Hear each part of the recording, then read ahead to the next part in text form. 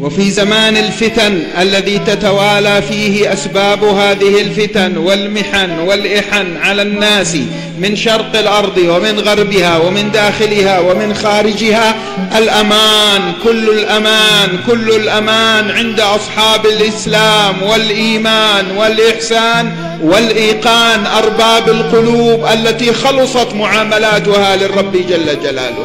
Dan sesungguhnya kita berada di zaman yang penuh fitnah, penuh kekacauan, penuh kesemrawutan, penuh beragam fitnah, cobaan, ujian dan gangguan. Dan ketahuilah segala keamanan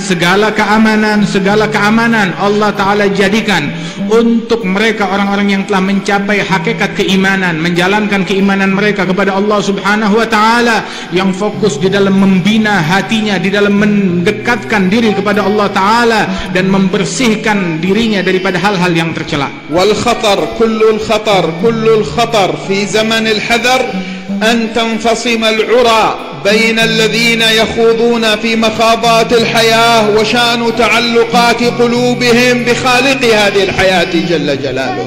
Dan sesungguhnya segala bahaya, semua bahaya terpadukan di dalam ketika seseorang itu, orang-orang yang menyibukkan dirinya dalam urusan duniawi namun terputus dari perhatian yang besar di dalam membina hubungannya dengan Allah Subhanahu wa Ta'ala di kehidupan dunia ini. وعندما حذر صلى الله عليه وآله وصحبه وسلم قال إني والله ما أخاف أن تشركوا بعدي.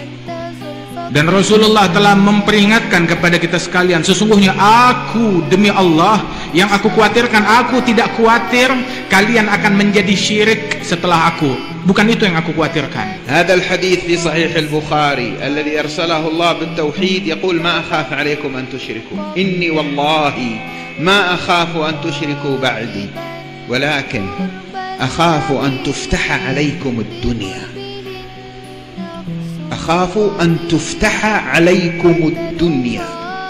Di dalam hadis ini yang ada di dalam Sahih Bukhari, Rasulullah beliau menegaskan, yang aku khawatirkan bukan kesyirikan, kalian tidak akan menjadi syirik setelah aku, tetapi yang aku khawatirkan terhadap kalian ketika Allah Ta'ala bukakan pintu-pintu duniawi kepada kalian, itu yang sebuah warning, peringatan. يعني هل المشكلة أن تقبل الدنيا علينا، أن يمتلك الإنسان المسلم أساليب الصناعة والزراعة والتجارة؟ لا. Pertanyaannya, apakah sebuah problem, sebuah masalah terjadi ketika Allah Ta'ala bukakan dunia kepada kita, kita menguasai keahlian di dalam keekonomian, di dalam pertanian, dalam sebagainya, daripada harta duniawi kita menguasai itu semua, apakah itu sebuah problem? Bukan itu. لا، لأن هذه الشريعة عندنا قرر الفقهاء أنه من فروض الكفايات ألا يكون المسلمون عالة على غيرهم، بل يجب شرعا أن ينتهض المسلمون إلى إتقان هذه الجوانب. Bukan itu sebab di dalam kita, dalam fikih kita, di dalam agama Islam ini, para fuqaha menegaskan bahwasanya muslimin mereka tidak boleh menjadi bertumpu kepada hal yang lain, tapi mereka diperintahkan jangan sampai mereka menjadi miskin, susah, mengemis, meminta-minta kepada orang lain, tapi mereka harus mandiri dalam ekonomi mereka, di dalam kehidupan duniawi mereka.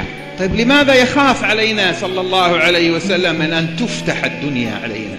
Lantas apa makna kekhawatiran Rasulullah atas dunia dibukakan untuk kita? قال أخاف أن تفتح عليكم الدنيا كما فتحت على من كان قبلكم. Yang aku khawatirkan dibukakan dunia terhadap kalian seperti Allah Ta'ala bukakan dunia kepada umat sebelum kalian. يعني أن تكون أحوال قلوبكم عند إقبالها تشبه أحوال قلوب من كان قبلكم ممن أسرتهم الدنيا. Artinya perangai hati kalian, nurani kalian, jiwa kalian, moral kalian menjadi berubah seperti perubahan hati orang-orang bejat yang dibukakan dunia oleh Allah Ta'ala kepada mereka di zaman yang terdahulu. فَتَنَافَسُوهَا كَمَا تَنَافَسُوهَا تَتَنَافَسُونَ تَتَصَارَعُونَ عَلَيْهَا فَتَنَافَسُوهَا كَمَا تَنَافَسُوهَا مثل ما فعلوهم. Mereka berlomba-lomba, orang dulu itu, umat sebelum kita ketika dibukakan dunia, mereka berebut, berlomba-lomba untuk mencapai dunia, dan kalian ikut-ikutan berlomba-lomba seperti mereka. فتهلككم كما أهلكتهم. Hingga gara-gara dunia tersebut membuat kalian tercerai-berai, binasa, hancur sebagaimana menghancurkan umat sebelum kalian. وحذرنا نحن في جزيرة العرب لكننا لم نستوعب الدرس، فقال صلى الله عليه وسلم: إن الشيطان قد أيس أن يعبده المصلون في جزيرة العرب. Dan Rasulullah memperingatkan kami di Jaziratul Arab, di wilayah Timur Tengah. Nabi secara khusus mengingatkan kami, tetapi kami banyak dari masyarakat di Timur Tengah kurang faham dan tidak mengerti daripada peringatan Nabi Muhammad tersebut, kurang peka terhadap peringatan Nabi Muhammad, yang mana Rasulullah menegaskan sesungguhnya syaitan telah putus asa untuk disembah di Timur Tengah, di Jaziratul Arab. Bukan itu harapannya syaitan. ولكن في التحريش بينهم. Namun misinya syaitan bukan untuk disembah lagi, beralih misi, bukan untuk disembah di Timur Tengah, tetapi misinya syaitan adalah untuk menimbulkan keributan antara masyarakat, satu sama lain saling berkelahi, saling ribut. Itu misinya syaitan kini. التحريش يعني إثارة الفتنة بين الناس. هذا يذهب يتكلم عن آخر عند طرف، ويذهب وينقل الكلام عند الطرف الآخر، أو يهيج هؤلاء على هؤلاء وهؤلاء على هؤلاء. هذا اسمه التحريش. Tahrish itu adalah memprovokasi orang lain, artinya dia ketika berbicara dia sampaikan berita dari sini kepada orang lain, atau namimah, dia ngadu domba agar ini kelompok ini dengan kelompok lain saling berkelahi, saling ribut, saling konflik. وكل تحريش حتى ينجح يحتاج إلى أمرين. Segala tahrish dan provokasi, walaupun itu berhasil, pasti akan terjadi dengan dua hal. نفس تستقبل التحريش، نفس تقبل التحريش. Yang pertama yang dibutuhkan untuk suksesnya provokasi, dibutuhkan nafsu-nafsu yang memang siap untuk menerima provokasi. وواقع ينقل بطريقة تحرك التحريش. Dan yang kedua yang dibutuhkan adalah sebuah kejadian, sebuah kasus, sebuah isu yang terjadi, untuk isu itu digoreng dan dijadikan alat provokasi.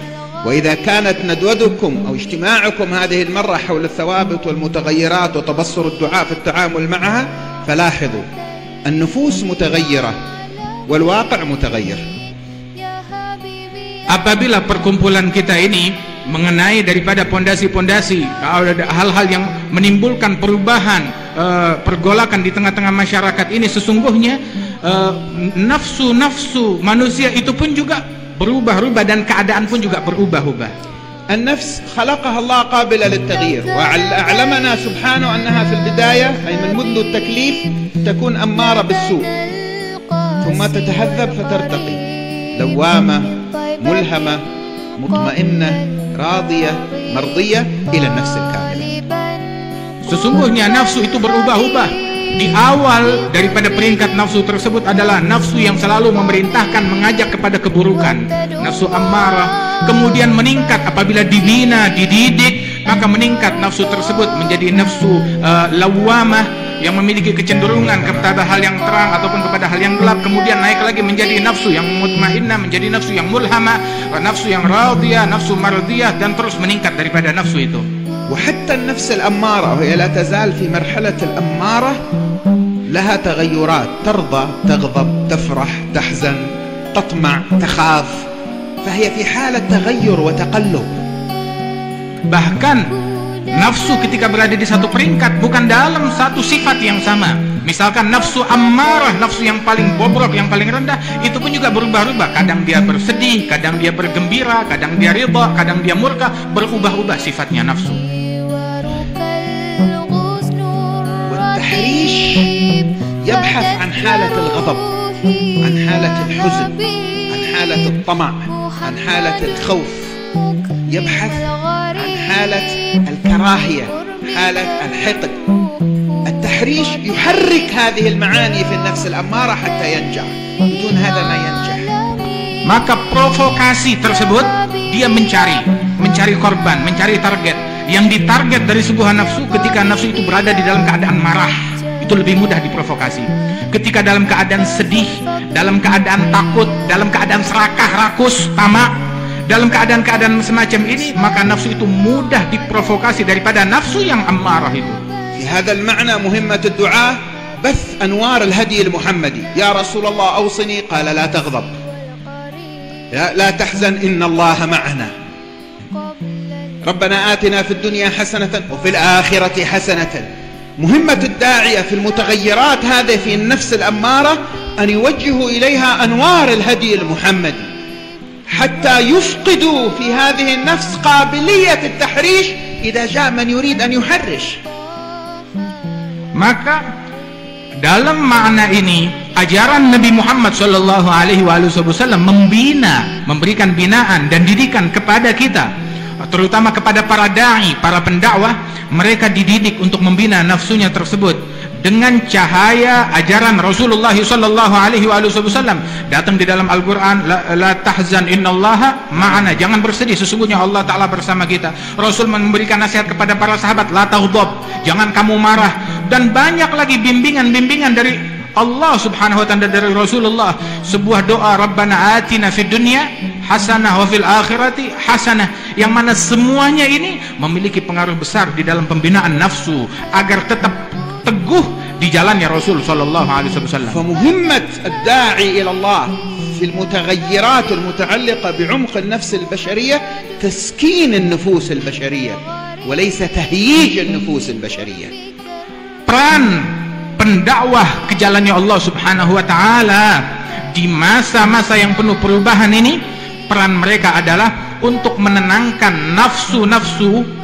Jangan sampai mereka terpancing, terprovokasi daripada nafsu-nafsu tersebut, diredakan daripada nafsu-nafsu yang bernilai negatif tersebut, hingga menjadi konsisten dengan ajarannya Rasul sallallahu alaihi wasallam.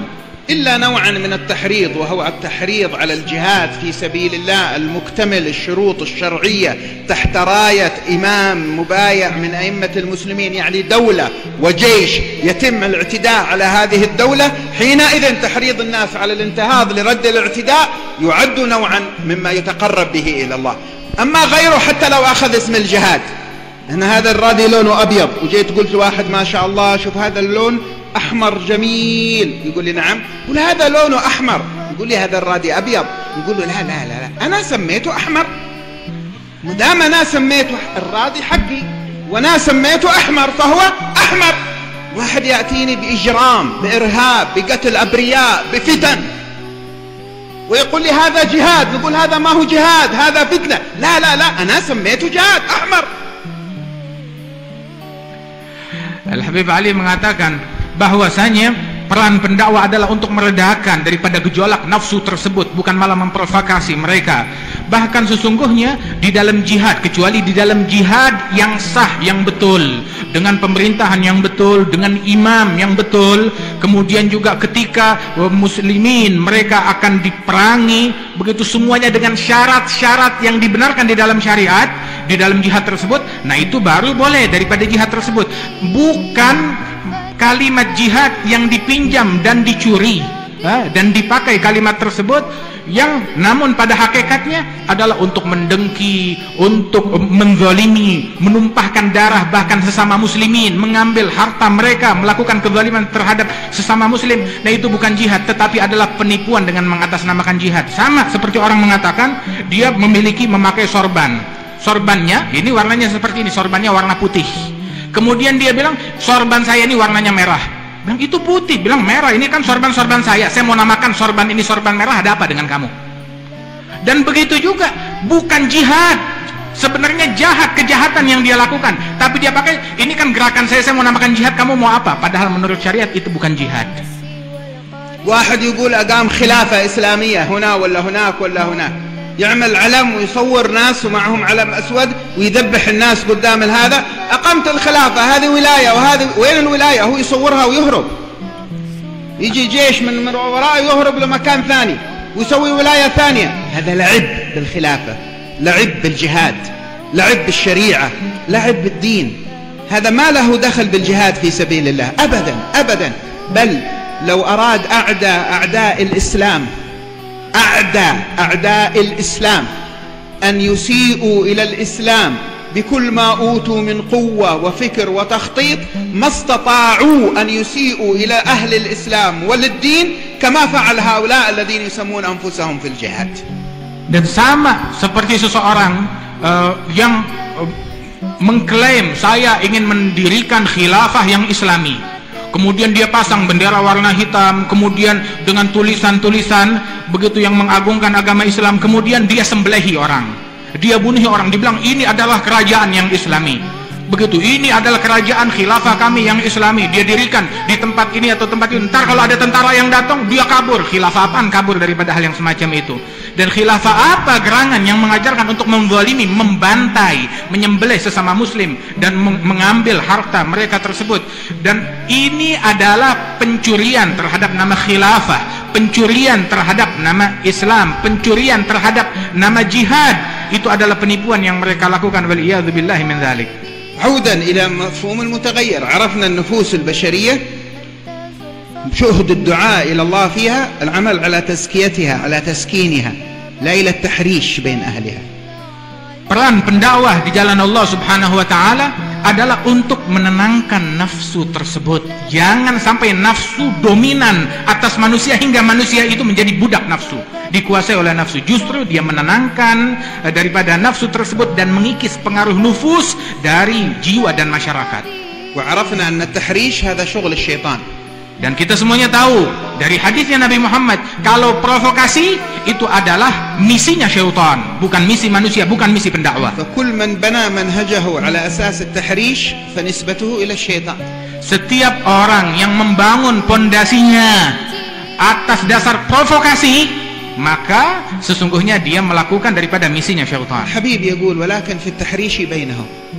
Rasulullah kekasihku, beliau mengatakan bahwasanya itu misinya syaitan, misinya dia adalah untuk memprovokasi antara kalian, menimbulkan satu sama lain saling bermusuhan. وهناك متغير آخر غير متغير النفوس وهو متغير المحسوس الواقع الذي يحيط بنا.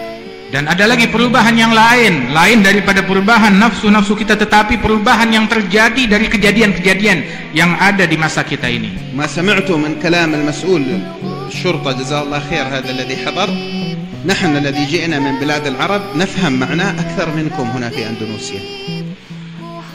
Apa yang dikatakan oleh Bapak Gatot Edi dari kepolisian, jazahullah khair, Al-Habib Ali mengucapkan terima kasih dan faham betul apa yang disampaikan oleh beliau, sebab kami saksikan sendiri di Timur Tengah kejadian yang serupa semacam ini.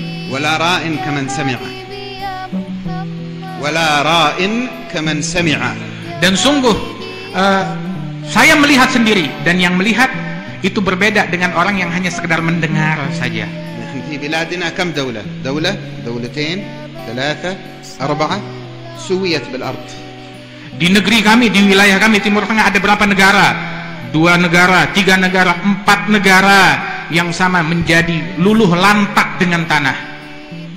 لماذا؟ Kenapa? من أجل ماذا؟ Untuk apa? في سبيل ماذا؟ Di jalan siapa? حد يقول للناس لأجل جهاد في سبيل الله نقيم بخلافة إسلام.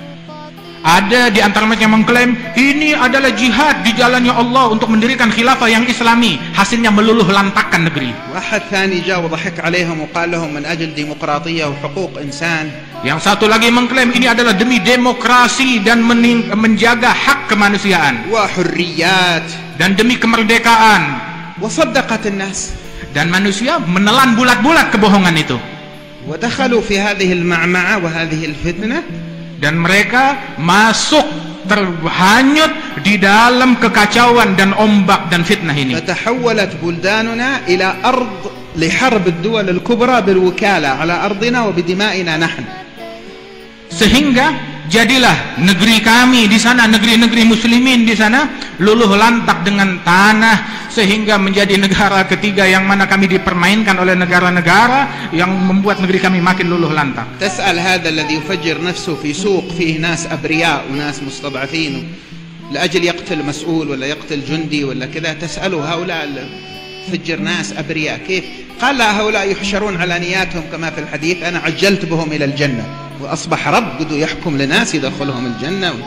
Kalau kamu bertanya kepada mereka yang memiliki misi untuk meledakkan dirinya, melakukan bom bunuh diri di tengah-tengah pasarnya kaum muslimin. Dia masuk ke situ meledakkan diri di situ. Dia bilang, tujuan saya adalah untuk ada tokoh tertentu yang menurut saya dia pantas dibunuh, tetapi membunuh muslimin yang lain. Dibilang adapun mereka korban sampingan tersebut, ya mereka adalah dibangkitkan hari kiamat sesuai dengan niat mereka. Kalau mereka baik bakal masuk surga, saya hanya mempercepat perjalanan mereka ke surga. Bagaikan Tuhan dia memposisikan dirinya. تسألوا منين جئت الأسلحة هذه منين جئت بها؟ Tanya, dari mana kamu dapat persenjataan ini? والمجاهدون غنموها بس ما غنمتم كل هذا. Maka ditanya, apakah para penjihad mereka mencapainya, mengambil daripada persenjataan ini mereka dapat dari jihad mereka? لا اشتريناها. Mereka bilang, kami beli. منين اشتريتموها؟ Dari mana kalian membelinya? الدول التي تصنع هذه الأسلحة لا تعطي الأسلحة إلا بقياس. Sebab negara-negara yang memberikan persenjataan ini, mereka tidak memberikan persenjataan melainkan dengan sebuah imbalan. وأنت أين ذهب عقلك وأنت تدفع من مالك ما تحطم به نفسك وبلادك وشعبك. Dan kemana gerangan akalmu ketika engkau membeli persenjataan tersebut untuk menghancurkan negerimu sendiri, membunuhi bangsamu sendiri dan orang-orang yang berada di sekelilingmu? Kemana akal tersebut? وين هي الخلافة التي يعدون بها وأنها باقية وتتمدد وتمكنت وحصلت؟ وين هي؟ Mana klaim khilafah, kekhilafahan yang diklaim itu akan abadi, akan tetap ada? Semuanya itu adalah sebuah kebohongan untuk menipu masyarakat. صار أبناء المسلمين يقفون الطوابير على سفارات الدول الأجنبية ليأخذوا التأشيرات إلى الخارج، والأطفال يغرقون في البحر في مراكب التهريب، والجمعيات التنصيرية تأخذهم وتنصرهم مقابل الخدمات التي تقدمها لهم. هذا الخلاف. Hasil daripada klaim khilafah yang mereka utarakan tersebut, hasilnya adalah umat Islam di negara-negara itu mereka berbaris mengantri, memohon visa, memohon suaka kepada negara-negara non-muslim untuk melindungi mereka. Kemudian juga datang daripada gerakan-gerakan tansir, kristenisasi ataupun pemurtadan terhadap umat Islam masuk untuk mengambil anak-anak tersebut. Dan juga berapa banyak anak-anak yang tenggelam di lautan ketika melarikan diri dari negeri yang penuh konflik tersebut. Ini yang kamu sebut khilafah Islamiyah. وأي حرية تعبير وحقوق إنسان بقيت لبشر يعيشون في المخيمات على المعونات وهم كانوا أعزة كرام في بلدانهم. Mana gerangan klaim kebebasan, klaim demokrasi, klaim hak asasi manusia yang dulu dijadikan alat untuk memprovokasi massa, namun membuat orang-orang yang termakan tipuan tersebut berakhir tinggal bertahun-tahun di tenda tanpa kehormatan, penuh kesulitan, penuh kesusahan, setelah sebelumnya di negeri mereka tinggal di apartemen, tinggal di gedung-gedung yang bagus, yang mewah, namun mereka terusir tinggal di perkemahan dalam kesusahan dan kesulitan. لهذا أقول لكم عبارة وانتبهوا لها جيدا. Karena itu saya katakan kepada kalian sebuah ucapan, kalian harus sungguh betul-betul berhati-hati. حافظوا على دولتكم. Saya katakan kepada kalian, jaga negara kalian ini, jaga negeri kalian. أنا لا أتكلم عن الحكومة. الحكومة مع احترامي للأخ الوزير اليوم هذه موجودة والرئيس وهذا بكرة سيذهب سيأتي غيره ليسوا هم من نتحدث عنهم. Saya tidak berbicara tentang pemerintahan. Pemerintahan akan selalu berubah-ubah. Hari ini Bapak Menteri ada bersama kita, Presiden ada di negara kita, akan tetapi di masa depan mungkin ada, mungkin tidak. Saya tidak berbicara tentang pemerintahan, tetapi saya berbicara tentang negeri ini. لكني أقول حافظوا على دولتكم. Saya katakan jaga negeri kalian ini. لا تقبلوا أي خطاب لبس ثوب إسلام، لبس ثوب ليبرالية، لبس ثوب ديمقراطية، لبس ثوب شرقي غربي وهو يحرك في الناس فتنة من شأنها أن تهدم وجود الدولة. Jangan kalian mudah terprovokasi oleh orang-orang yang mungkin berpakaian putih-putih, mengatasnamakan agama, mengatasnamakan ilmu, kemudian menghasilkan daripada meluluh lantakkan daripada negeri ini. Walaupun ada yang mengatasnamakan demokrati ataupun mengatasnamakan liberal ataupun mengatasnamakan Islam, mengatasnamakan apapun, tetapi memprovokasi massa hingga negeri ini menjadi luluh lantak dan hancur dan terpecah. الإمام الماوردي في الأحكام السلطانية يقول إن من مهام ولي الأمر الحاكم الحفاظ على الكليات الخمس: الدين والنفس، يعني الحياة والعرض والعقل والمال. هذه من مهام الدولة. إذا سقطت الدولة سقطت الخمسة. وانظروا إلى الدول التي عندنا، لا عاد هناك حفاظ على دين، الناس ينصرون ولا يتركون الدين، ولا عاد حفاظ على حياة، القتل هنا وهناك، ولا عاد حفاظ على عقل، وخلاص إيش من عقل بقي؟ يسلب اللب في الفتنة. ولا عاد حفاظ على عرض، الأعراض تنتهك، ولا عاد حفاظ على مال. Imam Mawardi, beliau di dalam kitab beliau tentang hukum-hukum pemerintahan itu beliau mengingatkan bahwasanya peran daripada sebuah negara adalah menjaga 5 daripada hal yang ada di negara tersebut. Apa daripada 5 hal tersebut? Perkara agama, kemudian juga perkara nyawa jiwa mereka, kemudian juga perkara akal, dan perkara kehormatan mereka, dan yang terakhir adalah harta. Jadi yang pertama itu adalah yang pertama adalah agama, kemudian kehidupan, kemudian akal, kemudian juga kehormatan dan harta. Apabila negara tersebut tumbang, maka agama akan hancur pula, kemudian juga harta akan hancur pula, akan habis semuanya, nyawa akan hilang, kemudian pun juga akal, yang bagaimana akal pun juga akan hilang apabila negara hancur, dan kehormatan pun juga akan hilang, dinodai. ومن ذلك الواقع هذا الذي يحصل فيه هذا الاشتعال ما سمعنا من حديث عن وسائل التواصل، هم يسموها الاجتماعي، أنا أحب أسميها وسائل التواصل الشبكي، لأنها هي اللي عطلت التواصل الاجتماعي. الولد وأبوه وإخوانه والأم كل واحد جالس مع جهاز، أجسامهم مع بعض لكن قلوبهم وعقولهم كل واحد مع جهة ثانية، نسميها التواصل الشبكي.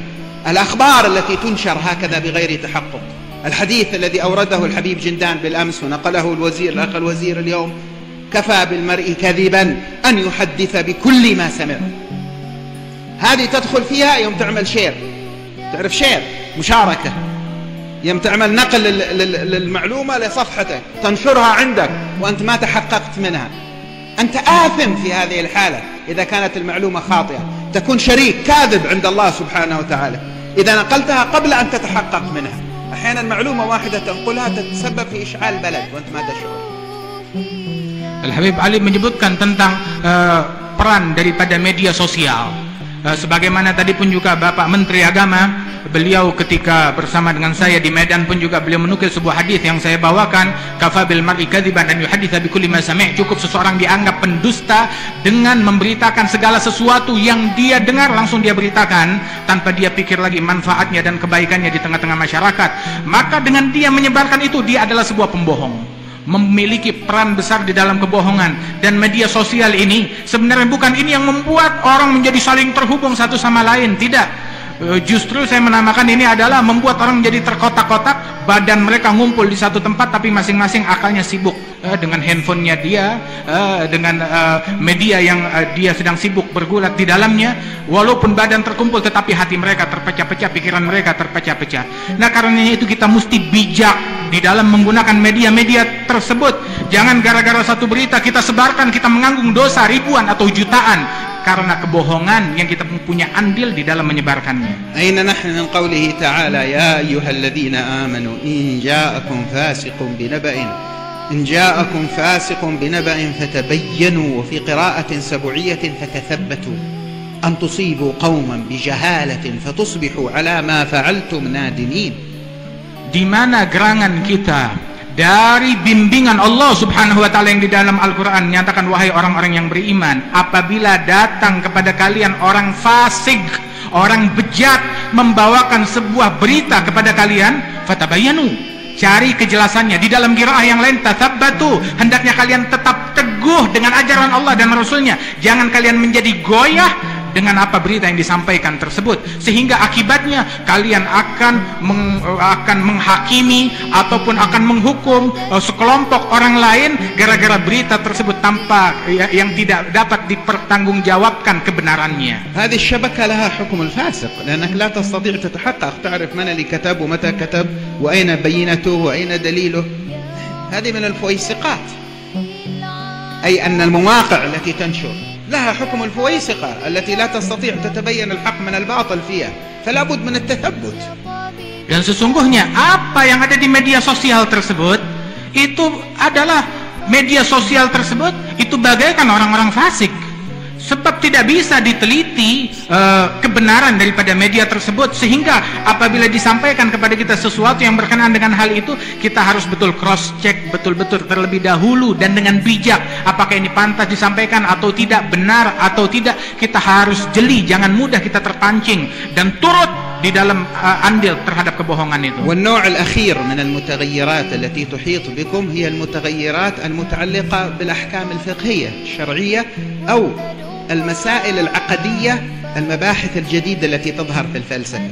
في مسائل في الشريعة تقتضي إعادة نظر في الاجتهاد لأنها بنيت على متغيرات، على علل، والحكم يدور مع العلة. وهناك أمور في العقيدة بدأت أسئلة جديدة ما كانت عند أسلافكم بسبب الفلسفات الموجودة، هذه تتطلب من طلبة العلم والعلماء ثم يدلون بها إلى الدعاة الذين يحتكون بالشباب وبغير المسلمين وبالشباب المسلمين أن يكون لديهم قدرة على التعامل مع هذه المسائل المتغيرة. Dan beliau juga Al-Habib Ali mengingatkan ada lagi sesuatu yang berubah-ubah, yakni di dalam hukum-hukum yang ada di zaman sekarang ini, yang mana fikihnya itu pun juga hukumnya berubah-ubah sesuai daripada illahnya yang berubah-ubah, baik di dalam hukum fikihnya, bahkan perubahan tersebut karena perubahan daripada zaman, keadaan ataupun filsafat yang ada di zaman kita sekarang ini, sehingga diperlukan daripada kajian yang baru, pembaharuan untuk menyampaikan hal-hal sesuatu yang dahulu mungkin tidak pernah ada pertanyaan yang semacam itu, baru diajukan sekarang daripada pertanyaan itu. Dan itu pun juga perubahan-perubahan yang perlu kita mendalaminya dan mempelajari daripada hukum-hukum fikih dan keislamannya. Wa khatimatul qawl, كل هذه الأمور على ما فيها من تشويش وعلى ما فيها من شواغل للبال كلها تتضاءل وتصغر وتسهل، ويمكن تجاوزها واستيعابها إذا حي القلب بنور الله. صاحب جلسة ولو 5 دقائق 10 دقائق آخر الليل يواظب عليها. إذا هذا عنده اجتماع بالمسؤول الفلاني وهذا عنده اجتماع بفلان، خليك اجتماع ثابت مع رب العزة، أنت داعي نائب عن حبيبه صلى الله عليه وسلم. وقتك مع الله الذي تبث فيه ما عندك إليه، فيفيض على قلبك طمأنينة تتبصر بها فيما يحيط بك. Al-Habib Ali beliau mengatakan sebagai penutup daripada ucapan beliau mengingatkan dari apa yang kita sebutkan ini, semua problem, semua masalah dalam nafsu kita, dalam kejadian-kejadian yang ada di dunia ini, semua problem kita itu akan menjadi kecil, akan menjadi ringan, akan menjadi menguap semuanya dengan duduk kita yang sesaat bersama Allah Subhanahu wa taala, perduaan antara kita dengan Allah Subhanahu wa taala, di mana di situ kita curhat kepada Allah. Di situ kita berdua dengan Allah taala, sebagaimana kita meluangkan waktu untuk duduk bersama ada orang penting ini, ada orang penting itu, kita meluangkan waktu untuk rapat duduk bersama mereka. Tidakkah kita luangkan waktu untuk rapat dengan Allah Subhanahu wa taala, dengan menghidupkan hati kita hidup dengan cahaya dari Allah taala, itu yang akan membuat sirna daripada problem ini. Wa quwwat irtibat biman anta naib anhu fi maidan ad-da'wah. Dan ini memiliki ikatan yang kuat, ya, yang mana engkau merupakan mewakili daripada ajaran yang mulia ini di medan dakwah ilallah. Nasibuk min as-salah alayhi, min at-ta'ashshuq li shama'ilihi, min silatihi, min hadiyihi wa akhlaqihi tabutha fi man hawalik, mahma kanat khutat syarq aw gharb, kullaha tasqut taht aqdam sayyidina Muhammad. Perkuat hubungan kalian dengan Nabi Muhammad, yang mana kalian di medan dakwah mewakili Nabi Muhammad. Ingat, kalian di medan dakwah bukan mewakili yang lain, mewakili Nabi Muhammad sallallahu alaihi wasallam. Pererat hubungan kalian dengan Nabi Muhammad. Makin erat hubungan kalian, problem akan makin kecil dan makin sirna. Sallallahu an yubarik lana wa lakum fi hadha al-jam' wa an yaj'alna mimman istafahum li hadha al-khair, wa an yuwaffir al-hadd min al-'ata' wa min ar-ridha wa min al-uns wa min an-nadar wa min al-qurb wa min al-mahbubiyyah wa min as-silah wa min 'awaid 'aidatiha al-batina wa 'aidatiha adh-dhahira. Rabbana ighfir lana dhunubana wa israfana fi أمرنا وثبت أقدامنا وانصرنا فانصرنا على القوم الكافرين. ربنا لا تزغ قلوبنا بعد إذ هديتنا وهب لنا من لدنك رحمة إنك أنت الوهاب. اللهم إنا وجهنا إليك هذه القلوب وقلوبنا مفتقرة إلى نظرة من نظراتك ورحمة من رحماتك وعطفة من عطفاتك تتعطف بها على بواطننا فيصلح منها ما خرب وما فسد ويتنور منها ما أظلم، وتتعطف بها ظواهرنا فتستقيم على الخدمة. يا إلهنا ويا سيدنا ويا مولانا نشكو إليك ما نزل بنا وبالأمة، وإنا إذ نرفع إليك أكف الضراعة راجين منك أن ترفع ما نزل بالأمة. لا نبرئ أنفسنا من أن ما نزل بنا هو مما جنته أيدينا، ولكننا نلوذ بنور وجهك الذي أشرقت له الظلمات أن تتعطف على أمة سيدنا محمد. اللهم ارحم أمة سيدنا محمد، اللهم أصلح أمة سيدنا محمد، اللهم اهدي أمة سيدنا محمد، اللهم رد أمة سيدنا محمد إلى مسلك سيدنا محمد إكراما لسيدنا محمد بجاه سيدنا محمد صلى الله عليه وآله وسلم. اغفر ذنوبنا واستر عيوبنا واكشف كروبنا وردنا إليك والمسلمين مردا جميلا. اللهم احفظ هذا البلد، اللهم احفظ أندونيسيا وابسط فيها بسط الخير والنور والأمن والإيمان والهدى والبركة والخير والصلاح والرشاد والإقبال والقبول، وجنبها وأهلها أسباب الأذى والبلاء والفتن والمحن ما ظهر منها وما بطن وسائر بلاد المسلمين. اللهم فرج عن شامنا ويمننا، اللهم فرج عن شامنا ويمننا، اللهم فرج عن شامنا ويمننا وعن العراق وعن ليبيا وعن أفريقيا الوسطى وعن بورما وعن أفغانستان وعن الصومال وعن أهل لا